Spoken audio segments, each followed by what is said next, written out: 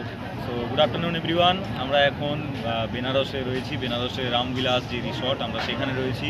এবং এখন আমাদের আজকের দিনে অর্থাৎ আজকে 20 জুন আজকে আমাদের এখানে চলছে ওয়ার্কশপ প্রোগ্রাম রিকোনিক্সের, যেখানে আমরা যত অ্যাচিভার, একবার একটু বলবো তুমি মাঠটা পুরো ঘুরে দেখিয়ে দাও, পুরো হোয়াইট দেখতে পাবে। প্রত্যেকটা অ্যাসোসিয়েট যারা রিকোনিক্সের বড় বড় পজিশন হোল্ড করে রয়েছে অলরেডি, ব্রোঞ্জ থেকে শুরু করে অ্যাভাব পার্ল, প্লাটিনাম, তো তাদের প্রত্যেকের আজকে এই রিকোনিক্সের ওয়ার্কশপ প্রোগ্রামে এখানে ওয়েলকাম করা হয়েছে।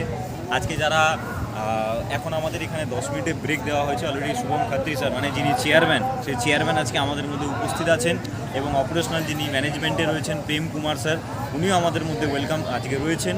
আজকে তাদের সাথে মোলাকাত, পরিচয় হচ্ছে, এবং তারই সেশন চলছিল। 10 মিনিটের ব্রেক দেওয়া হয়েছে, এখন 10 মিনিটের ব্রেকে আমরা ব্রেকফাস্ট করতে বেরিয়েছি, আবার তারপরে আমাদের লাঞ্চ অপশান রয়েছে। তো সুবিশাল বড় রিসর্ট, মানে এখানে প্রায় বড় উত্তরপ্রদেশের যত সিনেমার অ্যাক্টিং থেকে শুরু করে যত বড় অ্যাক্টার অ্যাক্ট্রেসরা এখানে সকলেই আসে, তাদের এখানে এই জায়গায় শুটিং চলে।